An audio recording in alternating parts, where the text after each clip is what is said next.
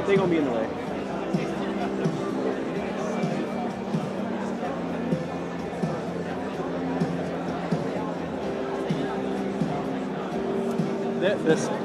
The staff told them don't stand.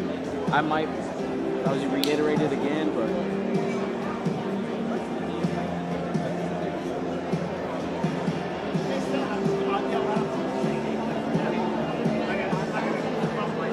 yeah, facts. We gotta do what we gotta do.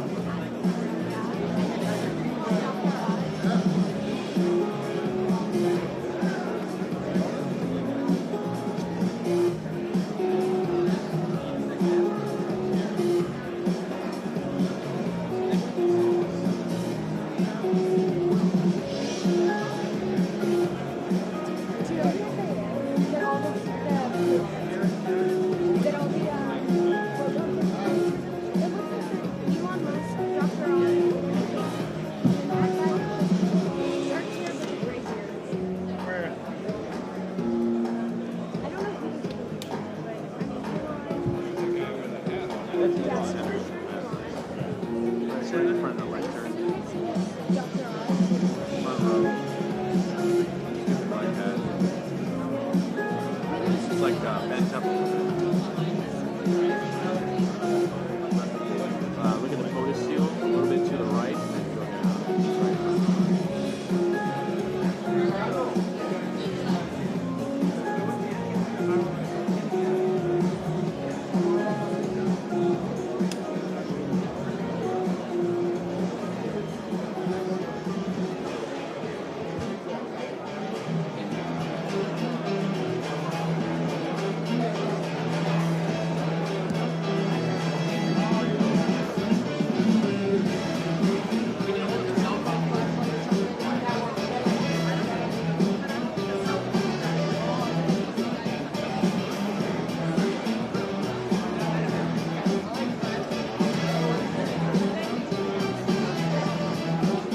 Are these guys in here?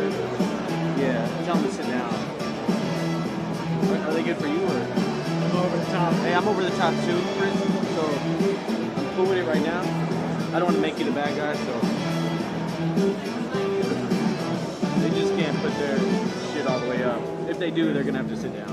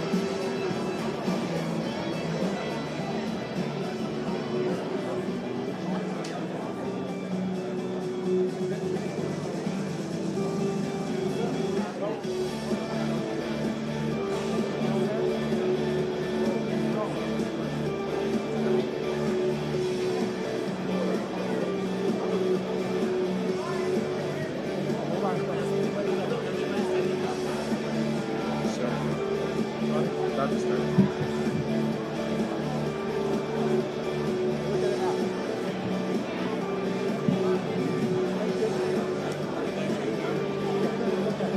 I can't see him. He's good. I know what's going to happen. Everyone's going to raise their phone. and That's then what I'm they're going to gonna- yell.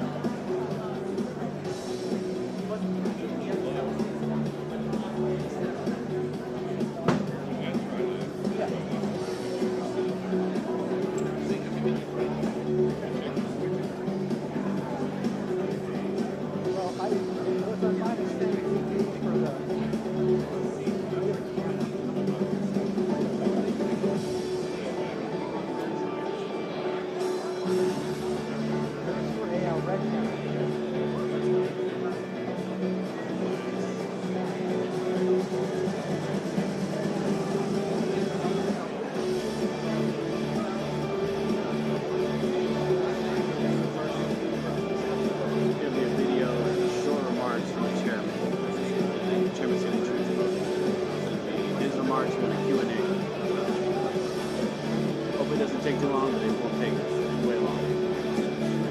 Yeah. We're gonna be here for a fat minute. Welcome back to Nightline. Here we go. Mike, boss. Poor guy. If not, no worries. Brett said he's gonna make it.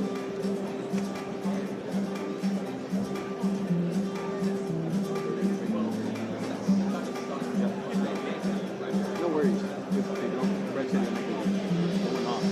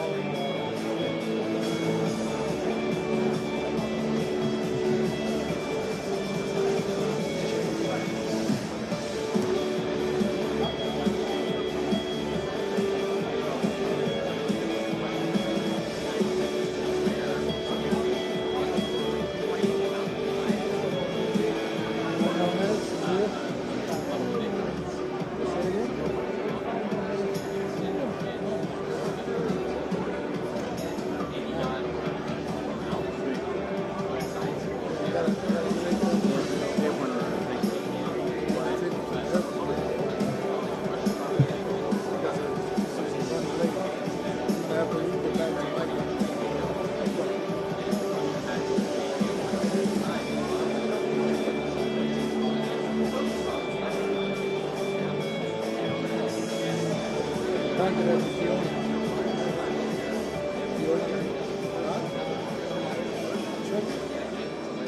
We got the credentials and the part that's out validated.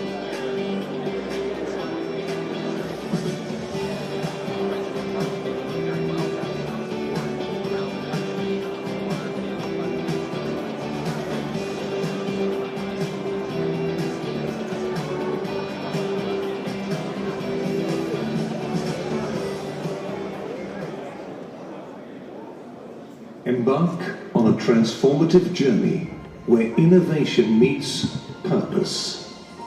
Our world is a complicated web of interconnections, geopolitical shifts, technological breakthroughs, and social transformations. As we navigate global complexities, we find pathways to resilience and sustainable growth. Artificial intelligence is redefining industries and reimagining the future. From robotics to data-driven solutions, AI is not just a tool, it's a revolution in motion.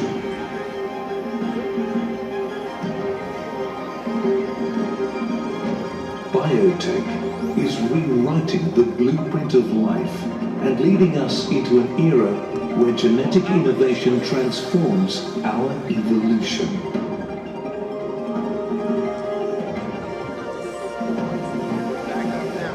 Sport is more than competition.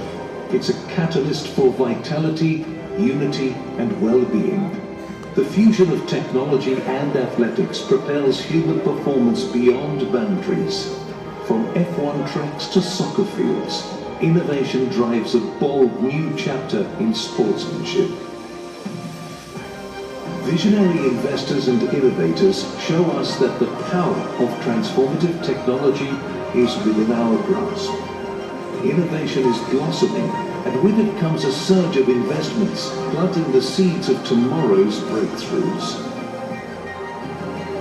We must not forget about our planet. We need to protect our precious Earth for the next generation. The future is ours to shape if we invest with purpose. Welcome to the 3rd edition of the FII Priority Summit, Miami.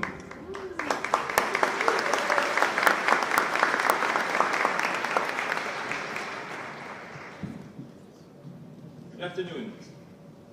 Your Royal Highnesses, Your Excellencies, ladies and gentlemen, dear friends, welcome to the 3rd edition of the FII Priority Summit in Miami. This year, we are starting with an exceptional session. It is my distinct honor to introduce a man who is the 45th and 47th President of the United States of America. This man is a visionary business person, a media icon, and a political leader, of course. His impact on the global stage has been profound. From transforming the real estate industry to reshaping economic and foreign policy, his leadership continues to spark dialogue and drive change. At the Future Investment Initiative Institute, we are committed to shaping a brighter, more sustainable future by fostering innovation and global collaboration. These are principles that align with the President's bold approach to leadership and economic growth. Please, ladies and gentlemen, join me in welcoming 45th and 47th President of the United States, Donald J. Trump.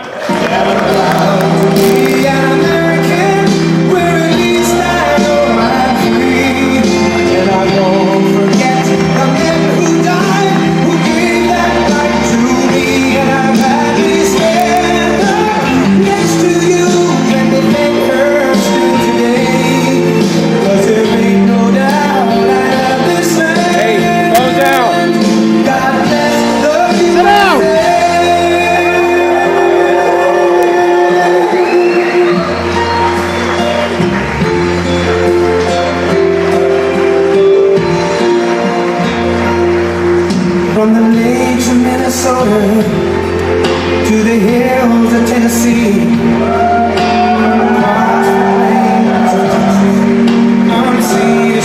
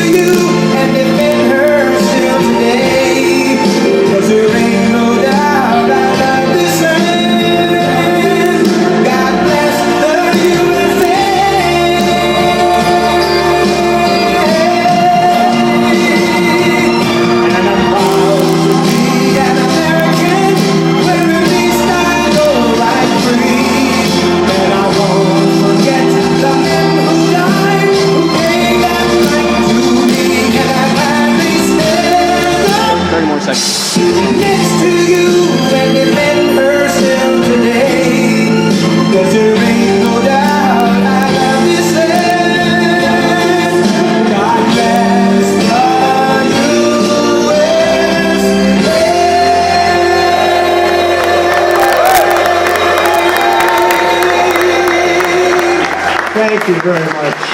What a great group this is. You have to see outside. It's going wild outside with a lot of love for all of us, I guess. But thank you, Richard, for the introduction, and thank you to all for such a warm welcome. It's great to be back in beautiful Miami, where I've actually built a lot of great buildings with the Desert family and some others. We've had tremendous success in Miami. We have Trump Towers and Sunny Isles Beach. It's 4 beautiful buildings right on the ocean. The Trump Grande, put the little E in the end for a little, class it up a little bit. Trump Grande, and the 700-acre Doral. It's a tremendous country club, and it's actually the most successful country club in the U.S., where I was just given approval to build 1,500 units, and I couldn't care less about building units. When you're president, who the hell wants to build units? I've been building units all my life. I don't want to build units, but they gave us permission to do it. But today is a tremendous honor. Become the first American president to address the Future Investment Initiative Institute. That's the first one. That's very always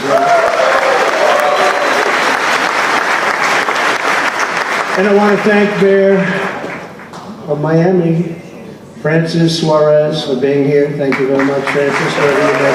Hi, Francis. And thank you for the endorsement when I ran. I was very appreciative. Along with the Mayor of Miami Beach, Stephen Miner. Stephen, thank you very much. Thank you. Thank you. Thank you, Stephen. Thank you very much.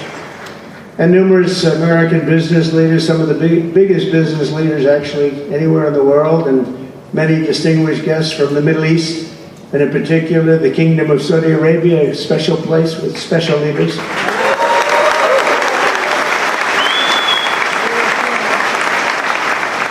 And including FII Institute Chairman and Governor of the Public Investment Fund, which is a seriously big fund. Yasser, I see you there. Stand up, Yasser. Everyone knows Yasser. Thank you. Great guy, great person. And Finance Minister Mohammed, thank you very much. Thank you, Ray. Thank you very much. Good to see you again. That's pretty good, Finance Minister of that part of the world. That's not bad. Other parts of the world, not so good, but that one is good. And many other senior government leaders. I also want to recognize the Kingdom's ambassador to the United States, Her Royal Highness Princess Rima. Very popular. Wow, that's very nice. Sitting next to Elon. Wow, you couldn't do better than that, huh? As well as my own special envoy to the Middle East, who's really done a fantastic job, Steve Witkoff. Thank you, Steve. He's been busy. And Michael Waltz is here. Where is Michael? Michael's been so busy. They've been going back and forth and back, and a woman who has just voted the most powerful woman anywhere in the world. No, I'm going to go with Princess Rima, but she was voted the most powerful woman anywhere in the world, Susie Wiles. Thank you. Most powerful woman, that's pretty good. We have to talk to you about that, Susie. It's pretty good. And also, we all know Jared Kushner, a very special guy. Thank you, Jared. Thank you, Jared. And Elon Musk. He's been making a little news lately, hasn't he? Well, very positive news. Stand up, Elon. He's a great guy.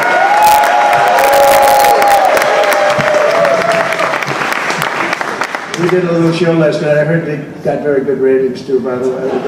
Hannity. Sean Hannity is fantastic, a fantastic man, a fantastic guy, and he did a show, and it was great being on the show with you last night.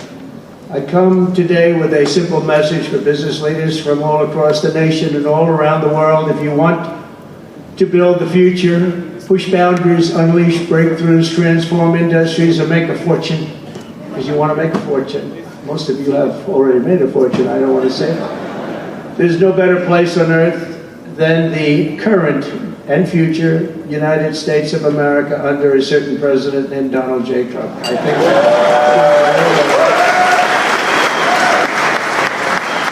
they're saying that November 5th, Election Day, 2024 will go down as one of the most important days in the history of our country. They said in 129 years, the most consequential election. I don't know if they're right about that or not, but it sounds good. I wanted to see if I could get a couple of more years tacked on, but I figured the fight wasn't really worth it. 129 is a lot.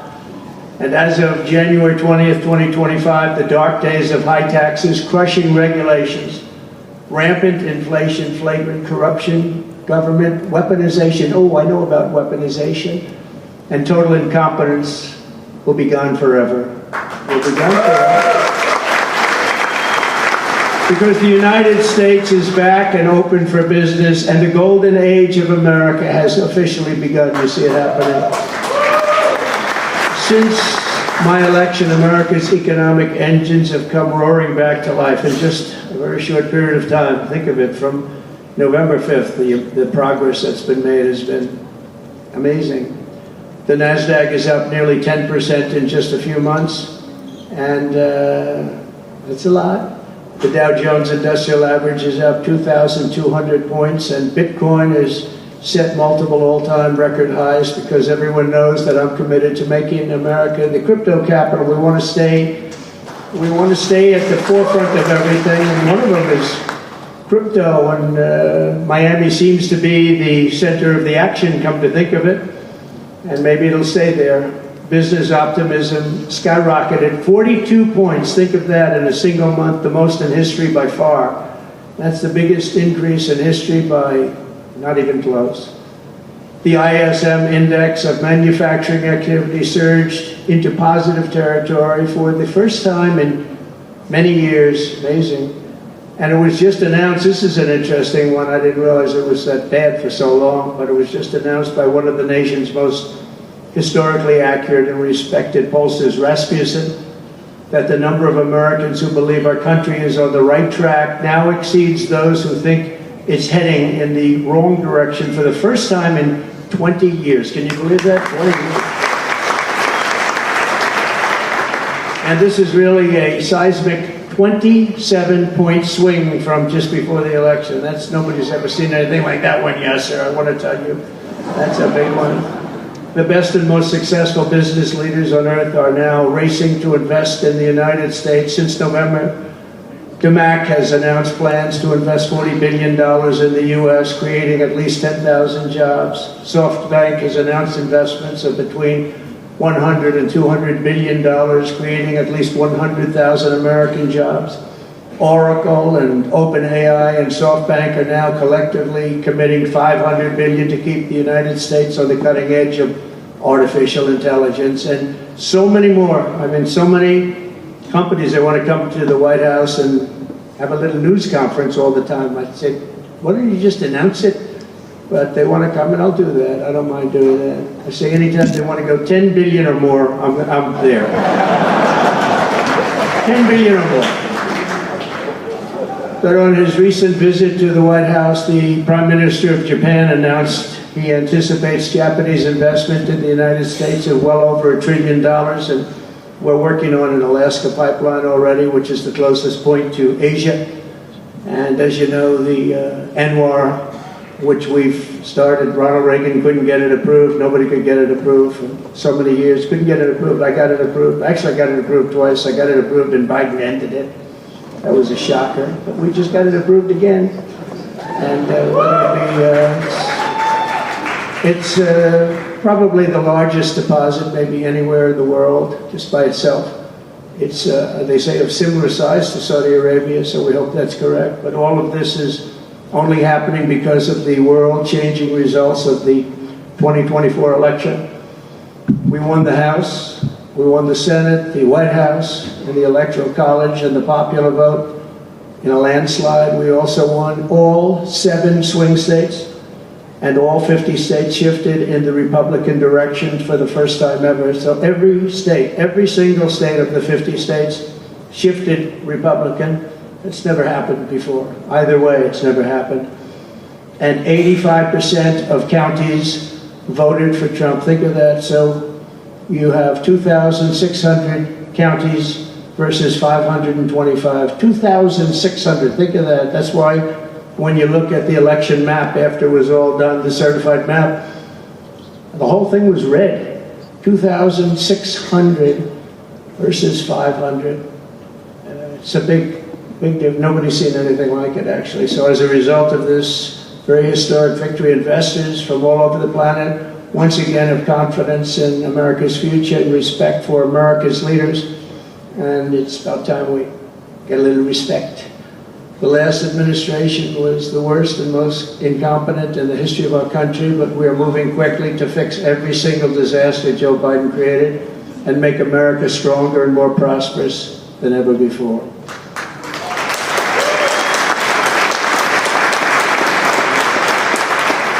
Our first and most urgent mission is to remove the criminals that Biden allowed into our country with the ridiculous and very dangerous open borders policy. They came from all over the world. They came from prisons and jails. They came from mental institutions and insane asylums. They were gang members. They were drug lords. They came from all over, and they were allowed to come into our country. And we're getting them out in record levels, just like they came in record levels. I want to thank Tom Homan and Christie, who is just she's doing a fantastic job, governor of South Dakota, and Tom Homan, you know, they are doing a fantastic job, and the results are incredible. And every country is taking them back. They're sending their criminals to us, and they're all taking them back. We had a little problem with a couple of them that ended very quickly. And because some said, we don't really want MS-13 back in our country. But I said, congratulations, you're taking them back. And they took them back. And by the way, Europe and other places ought to start also doing that. They better start looking at immigration, because it's really hurting Europe very, very badly. And they better get smart, and they better get tough before it's too late. We're also working to end the highest inflation in our country's history, all caused because they played with our energy policy and wasted money on the Green New Scam and other things such as that. And they wasted monies at never seen before levels. If Joe Biden had simply held federal spending at the pre-pandemic levels we had in 2019, we would have virtually no inflation. We're trying to balance the budget immediately, and because of the tariff income, which is really, it's already turned out to be amazing, actually. It's really meant more for bringing countries and companies into our country, but it's, the numbers are rather staggering, because we're the big piggy bank that everybody wants to be, and they can play games and they can say, well, there'll be retribution and, you know, equal this and that, but they can't be equal. But we want to keep it so that we're the big piggy bank. And if we had years like we did the last 4 years, that wouldn't have lasted too long. We're not promising it, but, you know, all of these things could happen. We hope to balance our budget. So I don't want to promise it, because if I do and we come about $10 short, the fake news media back there would say, we have breaking news. He did not make it. He did not make it. But we'll get it done very soon. It might not be this year, but it could be this year. Actually, we have a chance of getting it even this year, which people would be shocked at, because they were talking about 10 years, 15 years, 20 years from there. When I took office last month, we inherited the consequences of inflation. That was more than 4 times what it was when I left 4 years ago. Think of that. I left, it was at 1.4%. And the annual government spending over $1.5 trillion more than projected in 2020 alone. 1.5 trillion. But under the Trump administration, all of that is changing faster and more dramatically than anyone ever thought possible. They didn't think it was possible to do what we've done in just a very short period of time. We've accomplished more in 4 weeks than most administrations accomplish in 4 years. On my first day in office, I imposed an immediate federal hiring freeze, a federal regulation freeze, and a foreign aid freeze. I signed an order creating the Department of Government Efficiency and put a man named Elon Musk in charge. Thank you, Elon, for doing that.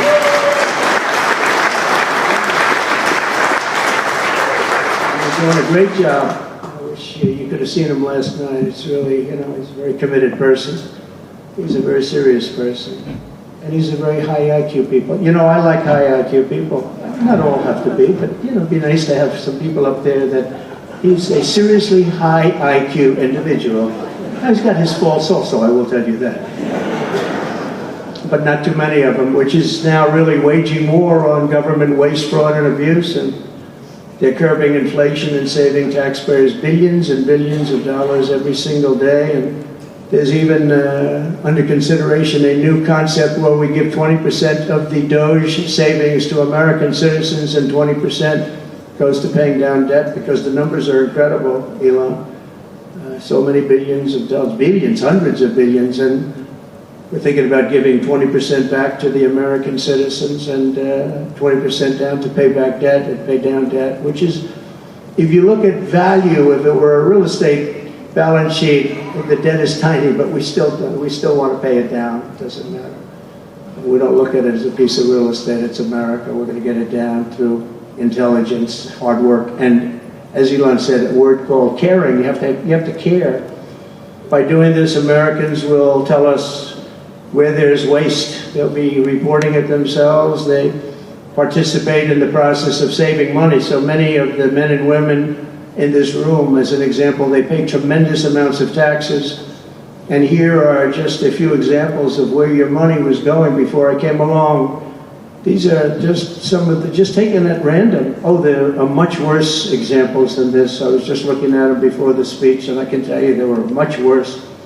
And there are some that are horrible, but I don't want to really say them because they're very, very embarrassing to people. Very, very embarrassing.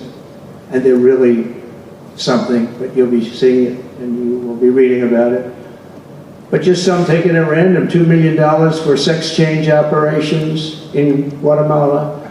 $20 million for Sesame Street performances in Iraq. $20 million, that's a lot of money. You know, I know what it costs to do those things. You get a cast over for $50,000. Give them a couple of bucks tip. That's it, not 20 million. 20 million, that's Gone with the Wind on steroids. $101 million for 29 diversity, equity, and inclusion contracts at the Department of Education. Wow. And we've canceled all of these, saved all of this money. And again, this is just a small sample. This could go on, I could read them all day. $520 million for a consultant. I want to know who is that consultant? To do ESG, that's environmental, social, and governance investments in Africa. $25 million to promote biodiversity, conservation, and illicit livelihoods by developing socially responsible behavior in Colombia. $40 million to improve the social and economic inclusion of sedentary migrants. Nobody knows what that even means. None of this stuff, everyone's trying to figure out what the hell does it all mean? $42 million for social and behavior changes in Uganda. 40 million is a lot of newspaper ads in Uganda. $70 million for research of evidence-based solutions for development challenges. $10 million for Mozambique medical male circumcision.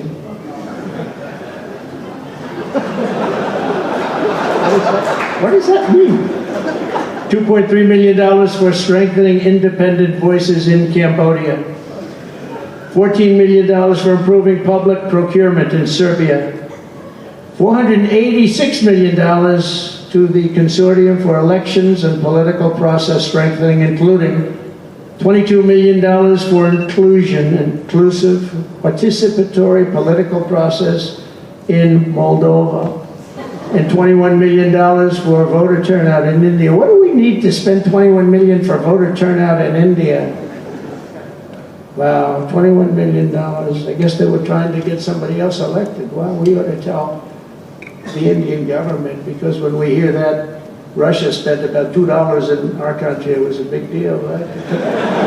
They took some internet ads for $2,000. This is a total breakthrough. $21 million for India elections, $29 million to strengthen the political landscape in Bangladesh, $20 million for fiscal federalism, and $19 million in addition to the $21 million for biodiversity conversion in Nepal, $1.5 million for voter confidence in Liberia. We need voter confidence too when you read this list.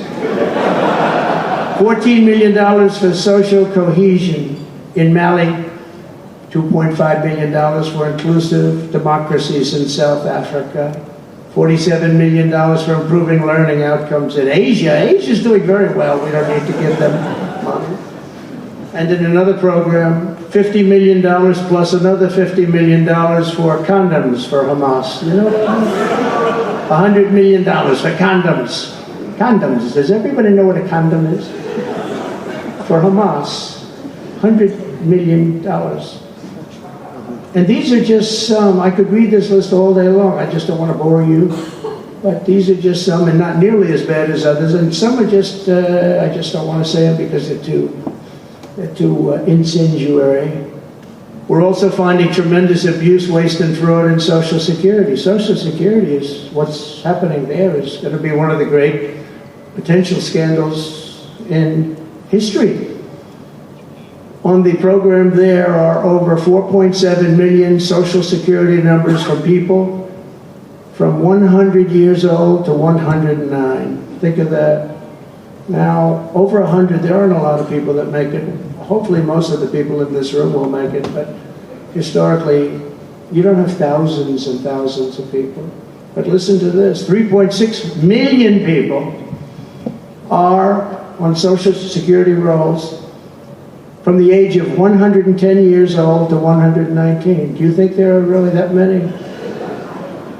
Those people are seriously old. But it gets worse. 3.47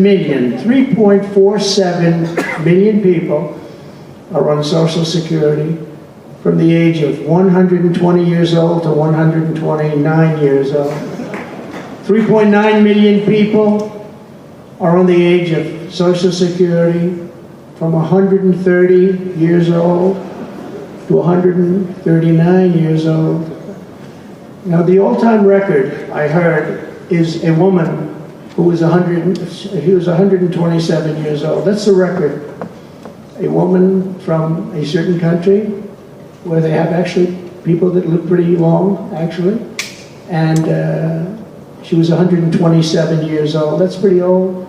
But we're topping her by millions. 3.5 million people from the age 140 to 149 years old. 1.3 million people are on Social Security from the age 150 to 159. And over 130,000 people are on Social Security over the age of 160 years old, okay?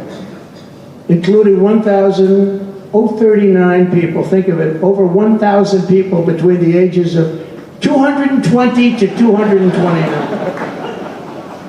And one person between the age of 240 years old to 249. And the record topper, there is one person on Social Security who's 360 years old, which is approximately 110 years older than our country.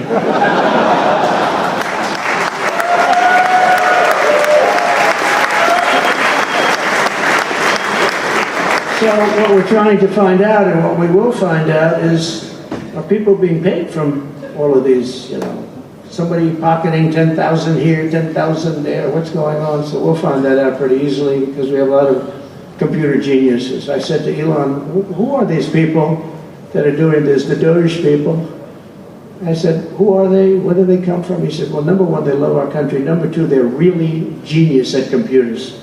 So nobody's going to fool them. When they go in, they see some bureaucrat that's scamming the country, and they try and talk about, you know, certain computer language. These people say, no, it doesn't work that way. These are people that have a natural ability as you know, brilliant computer people. And it was very interesting when he told me that. I said, that's what you need today. But all of these scams have now been terminated. In addition, over the past month, we have effectively eliminated the U.S. Agency for International Development, which was funding much of this lunacy. We virtually shut down the out-of-control CFPB, escorting radical left bureaucrats out of the building and locking the doors behind them. What they were doing was so terrible. Where they were spending the money was so terrible. What we haven't looked at yet, but will be, is does the money come back to them? Because nobody can be stupid like that. And they're not stupid, they're smart actually. And, why are they doing that? Does money come back to them? So we'll figure that out pretty easily, I think, and quickly. But I've ended all of the so-called diversity, equity, and inclusion programs across the entire federal government and private sector. I notified every single government DEI officer that their jobs have been deleted. They're all deleted.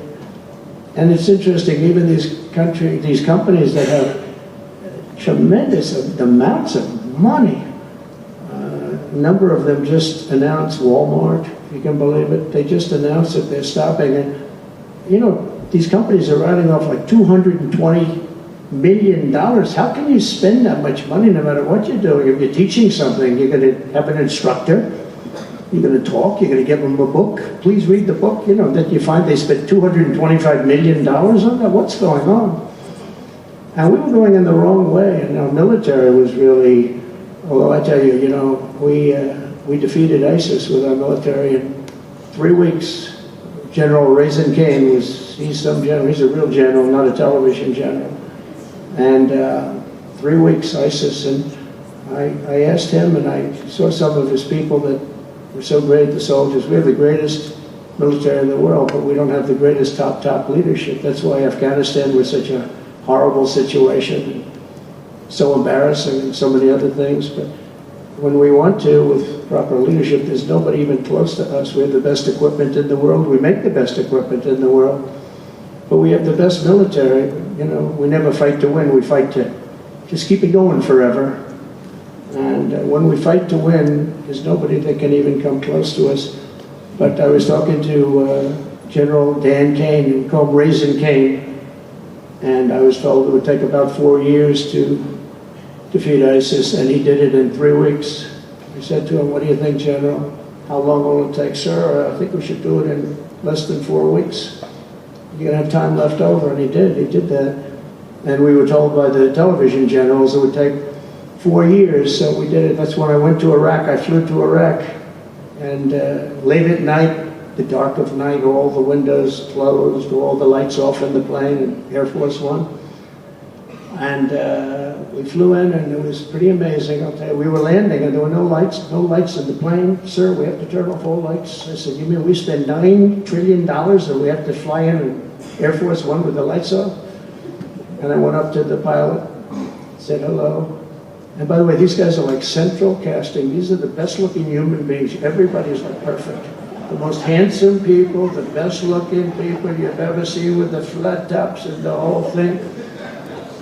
And I was a little concerned because the lights are off and everything's off, and even the lights in where he was were down, very dim, very, very dim, with all of the lights on the fancy dashboards of the plane, of Air Force One. We're getting a new Air Force One if they can ever finish the damn thing. We're getting 2 of them actually. But we may have to go a different route because it's taken them a long time. We're going to get military that's going to start building. We're going to get people to start building properly again in our country because they don't build properly. This is fun.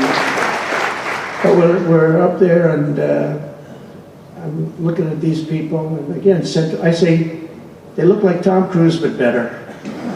Stronger, tougher. And I like Tom Cruise, but these are better. And they said, "Are we okay, Captain?" "Yes, sir, we're fine." But I'm looking out, I don't see any lights, and we're landing.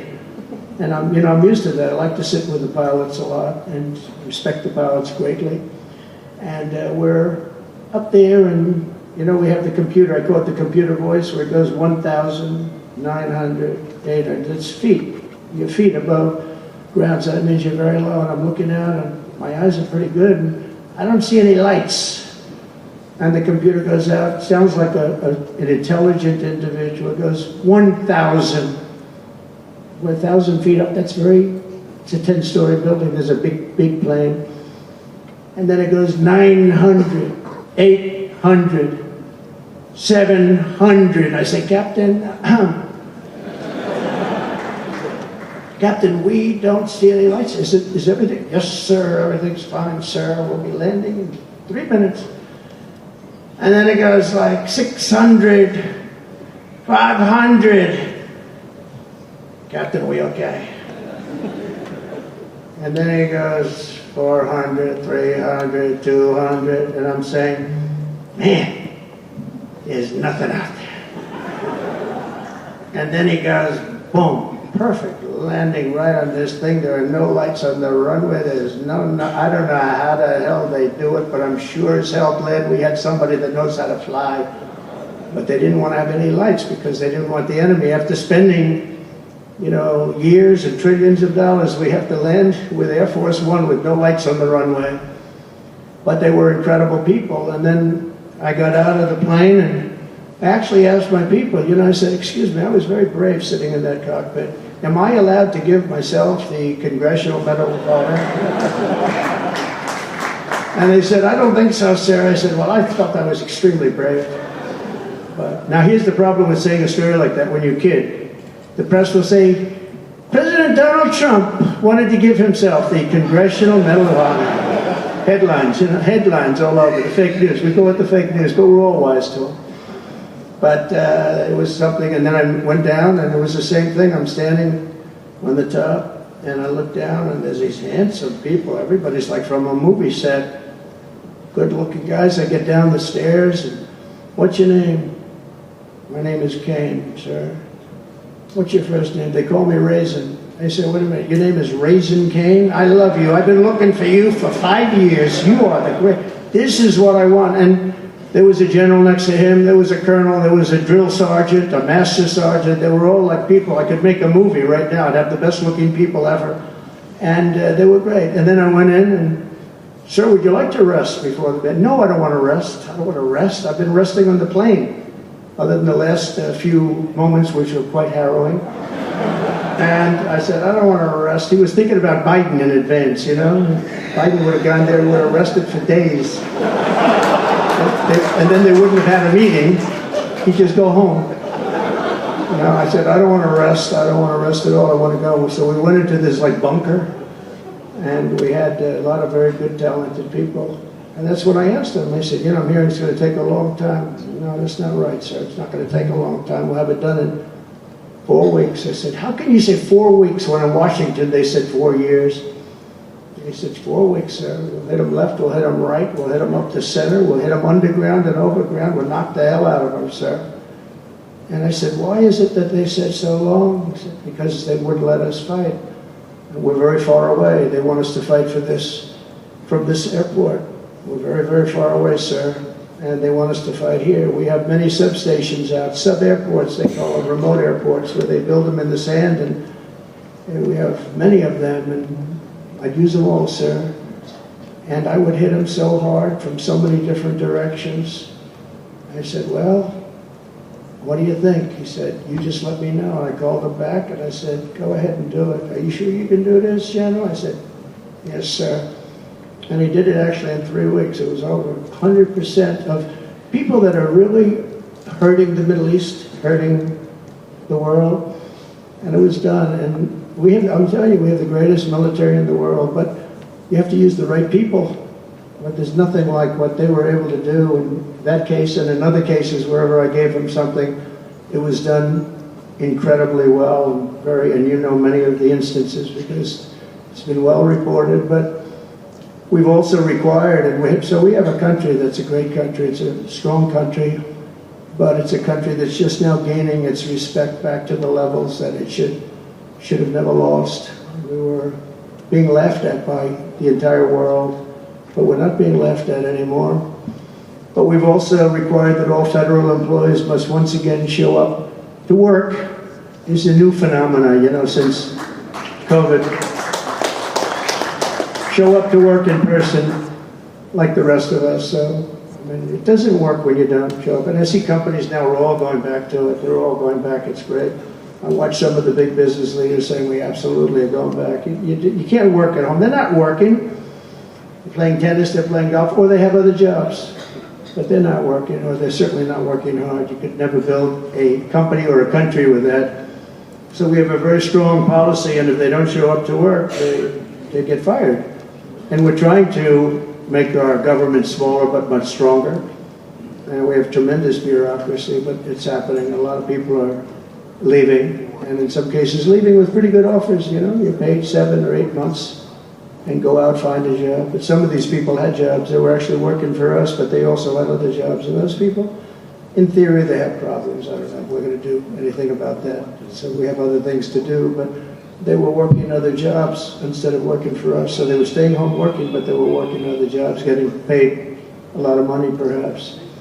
We offered deferred resignation buyouts to all federal workers, resulting in more than 75,000 bureaucrats voluntarily surrendering their taxpayer-funded jobs. A lot of them are leaving because they don't want to be caught having the second job. Some are leaving because they didn't want to be in government any longer, and some are leaving because they didn't want to show up to work. They wanted to work outside of an office, and that's never going to work for anybody, including companies. Companies ought to get smart. You watch these companies where they do that, they start going bad, nobody knows what's wrong with this company. Well, try getting the people back into the office where they can be cohesive and together. In less than a single month, the Department of Government Efficiency has already saved over this is just a short period of time, $55 billion. And we're just getting started. That's nothing compared to the numbers that we're talking about. Right? We're ending trillions of dollars in waste, and it'll mean much lower inflation, lower interest rates, lower payments on mortgages, credit cards, car loans, and much higher stock markets. I think the stock market's going to be great. In other words, we will rapidly grow our economy by dramatically shrinking the federal government, and we have to do it. I'm also taking fast action to end the radical left's nation-wrecking crusade against oil and natural gas.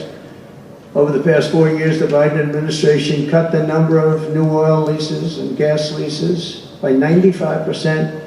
They slowed new pipeline. I mean, look at Dakota Access, they wanted that one knocked out. The Keystone Pipeline, they wanted that one knocked out. They ended the Keystone. We got the Dakota Access done, but it wasn't easy after they tried to stop it.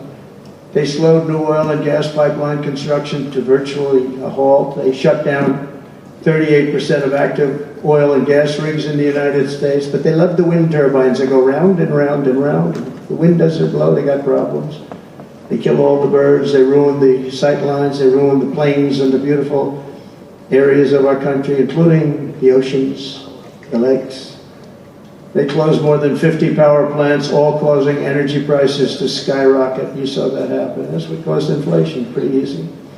These policies were so destructive that despite draining nearly 40% of U.S. strategic petroleum reserve, meant for emergencies, it was meant for emergencies. It wasn't meant for getting the price of gasoline down so that you can win an election. It didn't work for winning the election. Actually, there's so many people that are driving that it's a very small number. It just had a very small effect, but in the meantime, it takes it down.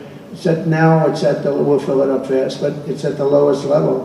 When we made the transition, it was at the lowest level in history, ever recorded, the lowest level. Nobody's ever seen it that way. They put it all out because they thought they could keep gasoline prices down a little bit, just go past the election, and after that, they didn't care. And it didn't work because they didn't get elected. I got elected. But the price of gasoline still rose over 35%, and in some cases, at some periods, it was 100% and 125% during certain periods of time. Under the Trump administration, we have implemented a very different plan. You probably heard of it. It's called Drill, Baby, Drill. And we're doing that. The world runs on low-cost energy, and energy-producing nations like us have nothing to apologize for. We have more energy than any other nation in the world, and we're going to use it. And we're going to use it on AI plants. I was telling some of the people that came in that, they're very interested. Everybody's talking about AI. I hope you're right. I don't know, who knows.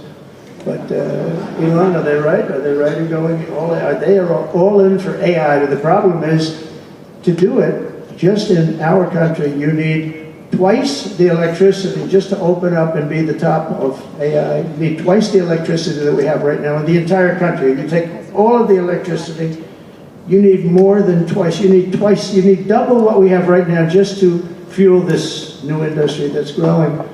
I was amazed when I heard that number. And they all said, how can we do this? Because, you know, in China and various other places, you can probably get it with the shake of the hand. But in our country, you can't, but now you can, because I've been declaring a national emergency in order to get fast approvals. And we're going to have, if you build a plant, you're able to build an electric generating facility right next to your plant. So you'll be making your own. You won't have to count on utilities. You won't have to count on an old grid that could fail, could get hit by something, bad things or good things. But you're not going to have to worry about grids. You'll build your plant, and you'll build essentially you become a utility in a way. You build your own electricity. If you want to build extra and put it out and get paid for that, you're going to be able to do that. You could put it back into the grid, but you're going to be able to build with your plant a generating facility, and we're going to get you Lee Zeldin, head of the environment and the environmental group, various groups, and we've got them unified now, but we're going to get you very fast approvals. They'll be approved so fast, your head will spin, and we're going to get that whole industry started. And we're going to be the head of it. We're leading right now. We have the greatest brain power. We're leading right now, and I expect that we're going to be leading by a lot, but we're going to get you the energy very, very quickly. That would be the one thing that everybody was concerned. How do we have that much electricity when Los Angeles has blackouts and brownouts right now? There's a lack of electricity, but we're going to get it at levels never seen before. I ended the ridiculous Green New scam, halting tens of billions of dollars of wasteful deficit spending, and I withdrew the United States from the unfair one-sided Paris Climate Accord, and I ended Joe Biden's insane electric vehicle mandate because it was just insane. I repealed the last, and by the way, if you want to buy an electric car, it's great. If you want to buy a gasoline-driven car or a hybrid, it's great. Whatever the thing happens to be. I heard hydrogen's hot. The problem is when it's not, you're in deep trouble, because when that sucker blows up, they don't find the body. So that's one that I said, you know what, let's take a pass on that one. They said it's good, but when it's bad, it's really bad. You find the bodies on trees, on the side of a tree. I said, I think we'll pass on that one, right? We're not going to want that one. But you never know. Maybe someday it'll be good, but it doesn't sound like it's off to a good start. I repealed the last administration's very destructive natural gas export ban. And last week we approved our first new liquefied natural gas export license, and we have literally hundreds of people that want to export. I recently met with the Japanese Prime Minister, Shiba, to discuss large increases in American oil and gas exports. They want it so badly. They said we went to the Biden administration, they wouldn't sell it. They wouldn't sell it. Nobody knows why. Biden didn't know why either. They asked him, I don't know. If they did, oh, I didn't know that. But we're going to sell it. And the new project in Alaska is going to feed all of Asia. We're going to take care of all of Asia. We have so much oil and gas, like very few people, like very few countries have, like really actually no country has. I also met with Prime Minister Modi of India, who wants to greatly expand India's purchase of American energy, and my administration has also launched the most aggressive deregulation program of any nation in history. Under my executive order, for every one new regulation added, 10 old regulations have to be eliminated. And you know, in our first term, which was actually an incredible success, we had the greatest economy in history until COVID, and even after that, we did great. The stock market was higher. If you think of it, it was higher after the fact. After we went through that whole thing, it was higher than it was just prior to COVID coming in, which is a pretty amazing thing. But we did a great job on that, but it was a terrible thing for the world. The whole world suffered. It suffered terribly, including China, including other countries. It just was a terrible period of time. But despite that, we did well. But we had the greatest economy in the history of our country. And I think this time we're going to do even better. We were artificially hurt by COVID. We had to focus on that instead of focusing on, but just prior to COVID coming in, there's never been anything like what we did, what we achieved. And even after, we did very well, and especially considering what all of us had to do with COVID. Some nations were hit so badly, it's just unbelievable what happened to them. It was part of our effort, I've signed executive orders to keep the United States at the forefront of artificial intelligence and to end Joe Biden's war on Bitcoin and crypto. We ended that war totally. That war is over. They were very hostile toward them until the very end, just because there's so many people on Bitcoin and crypto that just before the end, the SEC came out and they were being very nice. I was so nice to people because so many people were being indicted for no reason whatsoever. Very political group of people. That's all they did was they liked indicting people, but they were being indicted, and many of those indictments were dropped just before the election because they said, wait a minute, there's 100 million, 125 million people using this, and they didn't want to have, all these people being voted against. But by the time they did that, it was too late. We had that vote entirely, I think. I think anybody smart that believed in that, and there were a lot of people believing it, anybody that was smart voted for Trump. And they pulled the indictments. And I see people that were indicted, I said, I saved your life. I saved your life. Because if they thought that, they actually thought that I was doing it, they said, why is Trump doing it? Is he doing it for political reasons? I don't do anything for political reasons. I do what's right. I do it. I want to be in the forefront of every industry. So I'll be working with the Republican Congress to pass the largest tax cuts in American history. And that includes, obviously, that includes we have to extend the Trump tax cuts, which were, until now, the largest. We're going to dramatically cut taxes for families and for workers and for companies, including no tax on tips and hopefully no tax on Social Security and no tax on overtime. And that overtime one is a sleeper because I think a lot of people are going to be spurred on to do a lot of extra work. When they hear that, it's, a lot of companies really like it, a lot of people really like it. The new Trump tax cuts will also include 100% expensing for new factory construction in the United States and anything else that you're going to buy with capital. If you buy something that is going to be good for our country, we're going to let you expense it, 1 year expense, and we did that the first time, and everybody was saying, can you go back to that? Now you still get, I guess, 40% or whatever, but it pares down, but we're going to bring that right up to the top level. I think that had a lot to do with the success that I had during my first term. And we'll substantially cut taxes for all domestic producers of oil and gas and just about everything else that they produce. In my first term, I brought the business tax down from around 40% to 21%, which everybody said was an impossible thing to do. I cut it from 40, it actually was state, he said it was much higher than 40, but I got it down to 21%, and now I'm bringing it down to a goal of 15%, but only if you make your product in America. In other words, you're going to be at 21%, but if you make your product in America, you're going to go from 21 to 15. If you don't, you're going to pay 21%, which is still lower than anything. So guys like Elon are going to come and make his great cars in the United States. So a lot of people will. A lot of people are calling. A lot of car companies are calling. They called me, three of the majors. They called and they said, we're looking all over the place. We want to be there.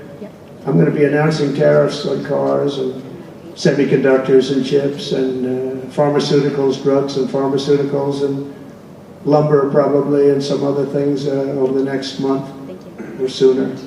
And it's going to have a big impact on America. We're bringing our businesses back. If they don't make their product in America, then they have to pay a tariff. But if they do make their product in America, they don't have to pay any tariff, which will it's all going to bring trillions of dollars into our treasury, or it's going to mean that there won't be any taxes because we won't have a fair base. If they don't have it, we don't have it. If they don't pay, if they don't charge us, we don't charge them. It's pretty simple. The Republican Party is once again the party of common sense. We're a party of common sense. We want strong borders. We don't want men playing in women's sports. We don't want to have transgender for everybody.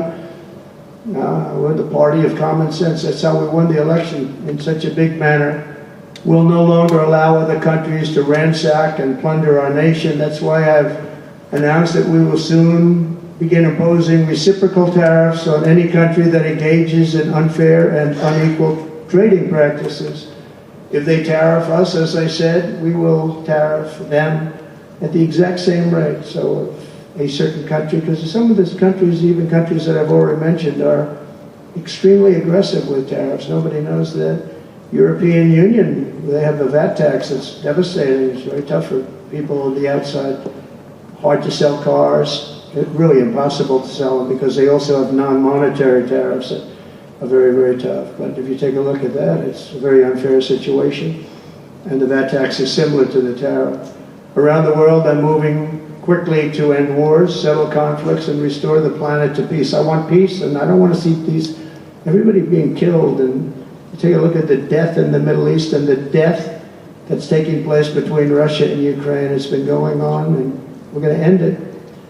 There's no profit for anyone in having World War III, and you're not so far away from it. I'll tell you right now, you're not so far away. If we would have had this administration for another year, you would have been in World War III, and now it's not going to happen. In the Middle East, I've restored my policy of maximum pressure on Iran, designed to bring peace. And we've designated the Houthis a terrorist organization. They're, destroying shipping lanes all over the place and making it very hard for people to get their product delivered, making it very difficult, but we'll take care of that situation. And we've secured a ceasefire in Gaza, and we're bringing in the hostages, and we're bringing them home to their families. Some of them are in pretty bad shape, I have to tell you. To end the horrible war in Ukraine, I've spoken with President Putin and President Zelensky, and our teams began negotiations this week in Saudi Arabia. I want to thank Saudi Arabia for that. That was so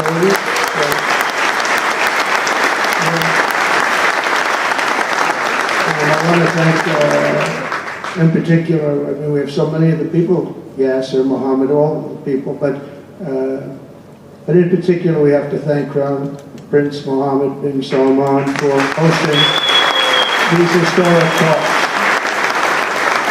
And talks that went very, very well. Steve was there, Steve Witkoff was there, and Michael was there, Michael Waltz and others, and they really went well. It's a big step. We've got to get that war over with. You have to see the people that are dying. I look at the pictures, the satellite pictures of the field. It's a level field, and it looks like a modern day version of Gettysburg, and you know what that means. It is just carnage. It's horrible.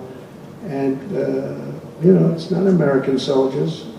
It's not even soldiers from the Middle East in the case of Ukraine, Russia, but it's people, it's young people from Russia and Ukraine mostly that are just being decimated. It's flat fields.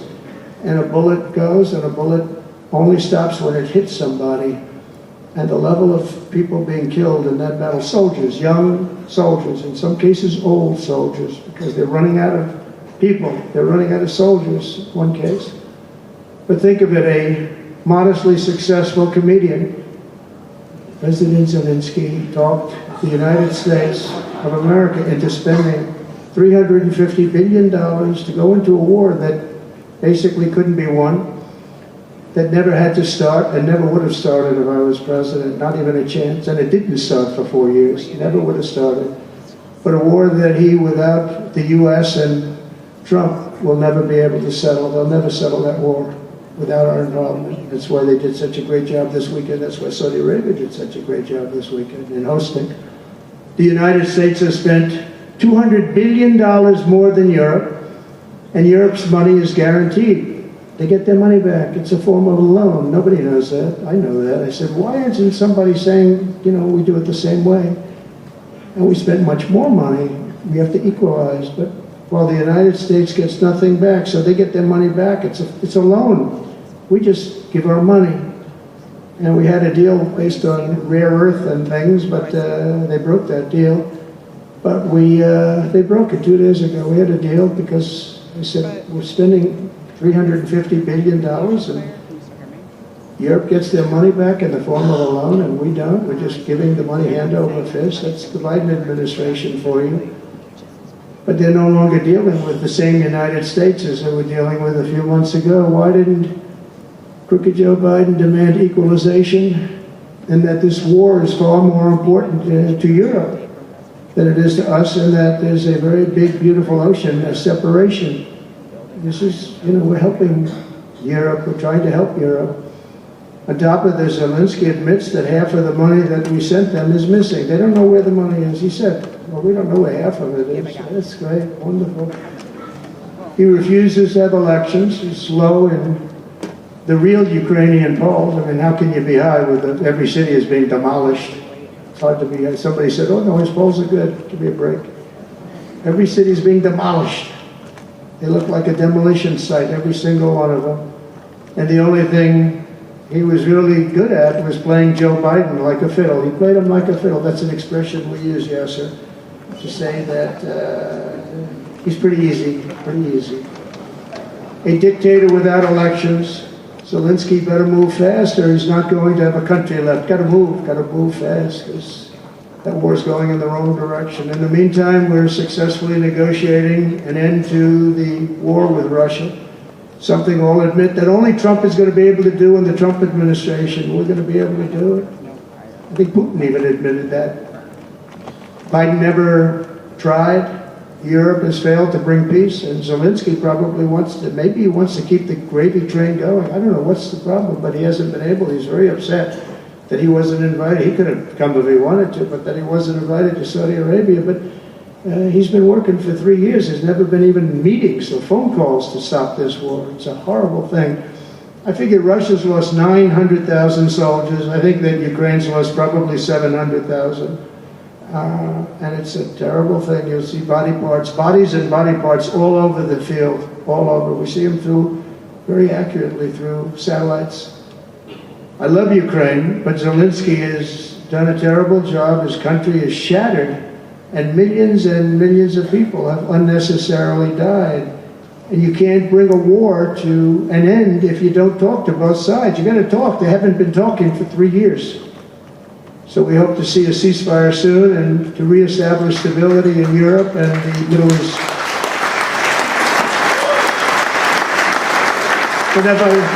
Thank you very much. As I've said before, it's my hope that my greatest legacy will be as a peacemaker and a unifier. That would be a great legacy. So in conclusion, the golden age of America is upon us, and I'm inviting everyone here today and every citizen across our land to take part in the most extraordinary period of peace, prosperity, growth, innovation, wealth creation, and expansion the world has ever seen. We're on our way. I mean, everyone's talking about us. 3 weeks. We're in there for a couple of days, more than 3 weeks. And everyone's talking about it. You have to see the crowds of people outside. It's pretty amazing what's happening. We're on the verge of soaring markets, surging incomes, booming production, groundbreaking technologies, thrilling discoveries, and a quantum leap in the quality of life. Absolutely a quantum leap. One day, very soon, our country will have the greatest economy in the history of the world because we once again have a president who puts America first, and we put America first, and your country should put your country first. But in the end, we want America first, and when it's all beautiful, which it's going to be pretty soon, we want to help other countries, and you want to help other countries. But, you know, I tell your leaders, and some of the leaders are in this room right now, you got to put your country first. Whether it's Saudi Arabia, whether it's something else, you got to put your country first. But we're going to have plenty left over to help others also. As long as you invest in America, build in America, and hire in America, that means that I'm fighting for you. I am fighting very hard for you. Together we're going to make the United States of America bigger, better, bolder, richer, and greater than ever before. It's going to be stronger than ever before. We're going to be a peacemaker and a peacekeeper. We're going to stop people from these stupid, never-ending wars. We're not going to partake in them ourselves, but we'll be stronger and more powerful than anybody by far. And if it ever came to war, there is nobody that will be able to come close to us. But we don't think that's going to ever happen. So I want to thank you all very much. It's a great honor to be here. And I think somebody said they're going to ask questions. And I didn't say, gee, what are the questions like Biden does? I say, just ask, it doesn't matter. You ask a question and I give an answer. So I think, Richard, you're going to come up and you're going to give me some questions. Thank you. Thank you. Thank you very much, Mr. President. Please, a round of applause for President of the United States of America. Thank you.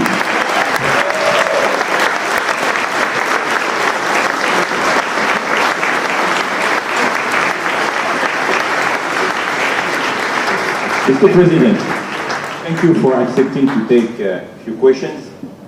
20 years ago, I don't know if you will remember we were under the same roof in Orlando and you were delivering an amazing speech in front of 3,000 sales reps, giving them the best advice to be successful. So what is the best piece of advice that you have ever received? Well, I think it was watching my father. You know, my father was a very hard worker, and he just worked hard. And he was very smart. He had good genetics. His brother was the longest-serving professor of the history of MIT, Dr. John Trump. And my father was every bit as smart. But my father had to work. He was older, and he put his brother through school. In fact, he once said, boy, I put him through so much school. He had 3 different degrees. And they asked him to stay on at MIT, but my father was the same ilk. And I noticed that my father was a happy man. And what he did is he worked. He just worked all the time. He worked. And he loved it. And really, I think the best piece of advice I got from that is you have to love what you do. And if you love what you do, you're going to have a happy life. If you don't, I mean, I see so many people, they're in businesses that they don't want to be in. They're in businesses that, you know, they're bored in or they're not good at. They don't have a natural ability at it. There is such a thing as natural ability, whether it's sports or acting or anything else. I mean, some people have an ability for something. Try and find that ability. But you have to love what you do. If you love what you do, you're going to be, at least you have a good chance of being successful. Mr. President, it's almost time for an early dinner. So if you are throwing a dinner party and you can invite 3 fascinating guests, living or dead, who would you bring? Well, they're all sitting right in the front row. Yasser, are you ready? Mohammed, are you ready? Steve Witkoff, and we have the most important person, at least until the World Cup is over, is here. Johnny, stand up. He gave the United States the World Cup. Johnny, thank you very much. I didn't know you were here. That's very good. He's the king of soccer. That's not bad. And you've done a fantastic job. You know, but it's very interesting. When I was president, I got the World Cup, and I got all of the, you know, we have the 250 anniversary, so that fell in this administration. That's a big deal, 250 years. But we have all of these things happening, and I also got the Olympics. And I was called by the mayor of Los Angeles, sir, would you call up the Olympic Committee, because it was at that time President Obama will not take their phone call, and we're going to get the Olympics in Los Angeles. And by the way, they've recommitted to Los Angeles at a level that, you know, I was very worried about that.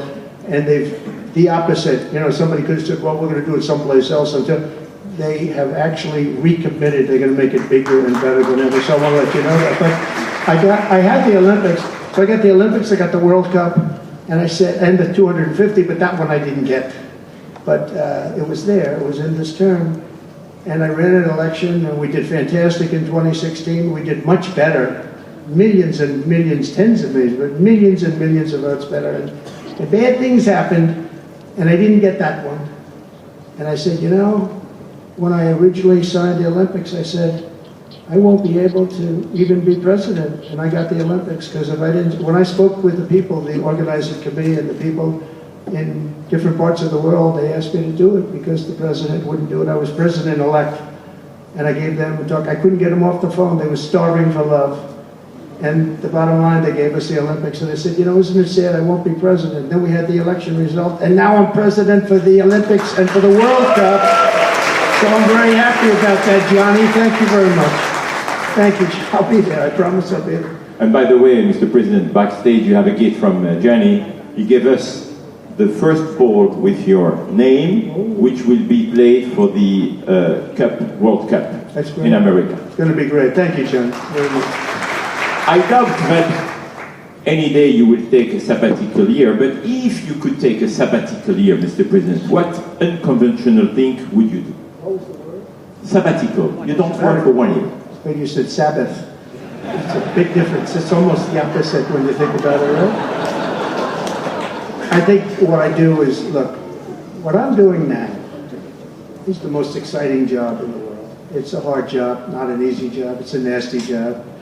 It could be a lot easier with, you know, I think that the news media has to straighten themselves out because people are getting it. You know, they're losing tremendous popularity, and they've lost their prestige, and they've lost their credibility. And I think it's a very important thing, the news media, but I think they have to straighten themselves out. because the people are going around them now. They have so many different things with like Elon with X, which was a big thing, and we have Truth, which has been fantastic, and we have so many other things that you don't really need traditional. But I will tell you that there's just nothing I could do to enjoy my life, whether it's that or anything else that you'd ask, because this is Tonight, the Pentagon is I mean, I had to make a big decision, and it was a very risky decision, because if I would have lost, my life would have been a much different life. It would have been a very nasty life. They were going after me at levels that nobody's ever seen before. Not Andrew Jackson, not Abraham Lincoln. You know, the historians say that the president that was treated the worst by far by the media and overall was Andrew Jackson. In fact, his wife died of heartbreak. They were treated really rough. And Abraham Lincoln was second, but he had a civil war, you know, you can understand that. But nobody was treated like me, nobody. And I will tell you, you learn a lot about yourself. But there's nothing I'd rather do. I had to make a decision, do I do this? Because if I lost, it would have been very, very bad. It was dangerous, actually, very dangerous in so many different ways. And I decided to do it, and I said, I have to win, because if I don't win, I spoke to a friend of mine the other night, he said, you know, if you lost, it would have been very, it was actually Sean Hannity just before we did the interview last night. He said, boy, if you would have lost, you would have had a tough life, you would have had a very tough life. So there was a certain amount of courage involved in this decision to run, and it's a great honor to win by this much, to win all 7 swing states, the popular vote. Popular vote doesn't get won that much by Republicans for whatever reason. I think that's changing because, again, we're the party of common sense and they're the party of some real bad things. And I think they'll change. I think they have to change. It would be wonderful. I'm going to be having lunch with some of the Democrats next week, and it would be wonderful if we could work together. I think working together would be great. But they have to change. You can't get elected on the programs that they want. And that's really what America wants to see. So there's nothing I'd rather do than what I'm doing right now. When we started this conference, Mr. President, when we started this conference, Yasser and His Royal Highness the Crown Prince told us, I want that to be the place where people will come to understand where to invest in terms of geographies and sector. So, what is the best investment you have made in your personal growth, Mr. President? Well, I was involved in real estate for most of my life, and it was, guys like Witkoff will tell you I was really good at it. And I was successful at it, very successful at it. I've been involved in things prior to being president, but during the last 4 years, I followed sort of the trends, and I've made a lot of money with following some of these trends. And, it's, again, it's something that you do. I really believe that some people have instinct. I think I've always had an instinct for making money. I make money. And I went into show business. I had one of the most successful shows on television. I wrote books, and they were all bestsellers. Actually, every book was a big bestseller, some really big bestsellers. And so I don't know. It's whatever I do, I just want to make it successful. It's very important to me. There are many ways to make money. You can be in many different fields. And a lot of them is being in the right country. If you're in a certain country, our country is actually getting very bad, a very dangerous place, actually. Bad things were happening. But if you're in a certain country, you have a chance to do well. And no matter how good you are, if you were born into the wrong country, you're not going to make money. Now, you could do other things. You can attain power, I guess. Maybe it's the wrong kind of power, but it's power. But being in the right country, where you have the right incentives and, entrepreneurship, etc., and America has always been sort of at the top, or one of the top, but always pretty much at the top. But it was losing that. Position, and I think losing it rapidly. This last administration. Look, I don't want to be. I wish I could say I wouldn't have run if I thought Biden was doing a good job. If I thought I wouldn't have run, because as I said, it was very dangerous to run in a lot of ways. In fact, my ear will show that when you look at it closely. My ear. I have that throbbing feeling every once in a while, but it was dangerous in a lot of different ways. But he was so bad that I had no choice but to do it. If I thought he was doing a great job, I wouldn't have run, and I would be very happy. I actually wanted him to do a good job. I was saying, do this, do that. I'm telling them, do things. They should have done what I said. And but I would have been very happy not to have run, and frankly to have seen somebody do a good job, but our country was going to hell, and I really sort of had to. If you were a historical ruler, would you prefer to rule during war or peace? Well, I want to be, again, a peacemaker, and I want to keep us out of war, but sometimes to do that, you have to have a very strong country, you have to have a very strong military. And as I said, we have a much stronger military than anyone would know. We have the best equipment. And I bought a lot of it. I rebuilt our military in the first 4 years. I rebuilt it. We gave a lot of it away to Afghanistan, to the Taliban, stupidly, but that's a very small amount relative. It was billions and billions, but it's still a very small amount relatively to what we built. But I largely rebuilt our military. Now I'm going to have to do it again because so much has been given away, so much has been treated so badly. But to keep peace, you really have to, I have a thing, strength through, and I'm in it, you really have it. You have strength, and you need the strength, but it's really peace through strength, because without the strength, it's going to be very hard to have peace, because you're going to be taken over, bad things are going to happen, so you really want to have peace through strength, and that's where I've been in. Having strength, having power in that sense to protect yourself and your people is a very important thing. Hopefully you don't have to use that power. I will tell you, I was dealing with President Putin very successfully on denuclearization. We were talking about it very seriously, and then COVID came and lots of things came, and we had also talked to China about it. Now, Russia and us have the biggest nuclear by far. China is not close, but they will be close. In 3 or 4 years or 5 years, they'll be equal. But we were going to talk to China, and I spoke to President Xi about it very successfully. I think we were going to denuclearize it. We would have had to get the smaller nuclear powers, of which there are 4, 3 maybe, but 4 probably, to do something. We would have been able to do that. But I was having very strong talks with President Putin about denuclearization. And, you know, if you're president, you get presentations about what we're building, what we're having, the power of weapons, the power of many things besides weapons per se. But I saw the power of nuclear weapons, and we can never let that happen. If that happens, the ball game will be, the world will be destroyed. The power is so enormous. You look at Hiroshima, you look at Nagasaki, multiply that times 500 times, and the world would be destroyed. So you want somebody as your president, or you want somebody as your leader that understands that we just can't let that happen. We can't let other countries get nuclear weapons. Not only Iran, Iran is a good example, and maybe the one that people think about, but we can't let that happen. The power of weaponry today is so enormous that the world would disintegrate, so we can't let it happen. Mr. President, if you had to describe the United States of America in just 3 words, what would they be? In 3 words? 3 words.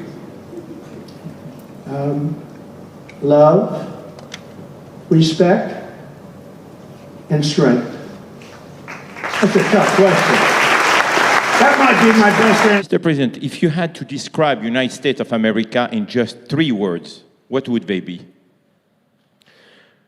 In 3 words? 3 words. Love, respect, and strength. That's a tough question. That might be my best answer, Yasser. That reminds me of high school, that one, but that may have been the toughest question, actually. Do you think Joe Biden could have done that? I don't think so. I don't think so.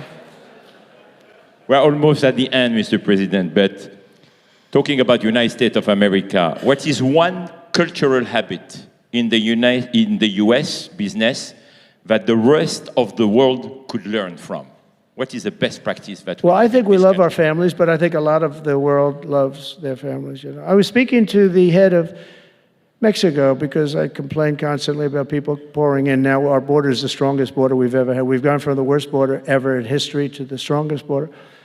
But I was speaking to the president of Mexico, a very wonderful woman, actually, and I said, we were talking about drugs. You can't let people come through your country and come into the country. You know, I was not that nice, but they understood what I was saying. And she said something that really got me. I said, you're not a big drug-taking nation? And she said, no, we are not a consumer. And I said, a consumer, what an interesting word. We're not a consumer nation. We're not a consumer of drugs. I said, what an interesting, and why is that? She said, well, we have very strong family values. I said, but we do too. We do too. We have very strong, our families are devastated by what's happening with fentanyl, and China will not be we're going to make a deal with China. They were not letting that happen anymore. And I had a deal, by the way, before I left. I had a deal with President Xi where they were going to give the maximum penalty to anybody making fentanyl and sending it into the United States. And their maximum penalty is the death penalty, and it would have stopped. But when the election turned out to be a rigged election, but that's okay. When an election turned out to be it was an election that shouldn't have happened. All the things that happened. I'll give you an example. We wouldn't have had October 7th, Israel attack. We wouldn't have had Ukraine and Russia fighting. We wouldn't have had inflation. We wouldn't have had all of these things that happened. But in speaking with her, she said about family values, I said, well, you're not really saying anything there because we have great families too. We have great family values. She said, plus we advertise a lot. I said, ooh. You mean you advertise about how bad drugs are? Yes, we do. We spend a lot of money on advertising. And I said, unbelievable. That was such a great conversation because we're going to spend hundreds of millions of dollars advertising how bad drugs are so that kids don't use them, that they chew up your brain, they destroy your teeth, your skin, your everything. And I thanked her for that. I make so many calls and I never learn anything from anybody. I know everything and I never learn anything from anybody. And I spoke to this woman. As soon as she said it, she didn't have to say exactly what. I said, exactly. What a great idea. And I think we're going to have, and I saw pieces of it. We're going to go in with $100 million and then another $100 million initially. But I saw some of the ads and they are really violent. I said, you have to make them strong. Your skin practically comes off after a period of time. You lose your hearing. You lose your teeth. It is terrible. And we show this happening to people.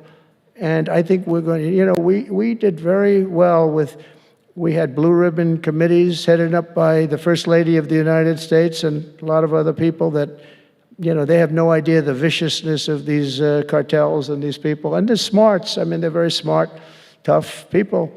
Making a fortune, by the way, an absolute fortune. But we got it down 18%, which was a record. But 18% is not great when you think about it. I think we could get it down 50 or 55 or maybe even 60% with advertising. So she really gave me something. I was going to call her and tell her that she did, but now I don't have to call her because she's going to be seeing this right now. So to the President of Mexico, thank you very much. I appreciate it. But we're going to do a great advertising campaign saying how bad it is, how drugs are so bad for you. My last question, Mr. President. You have mentioned briefly in your speech about the legacy. What would you like your legacy to be, if you can tell us more about it? That I came into a country that was great, but is in trouble.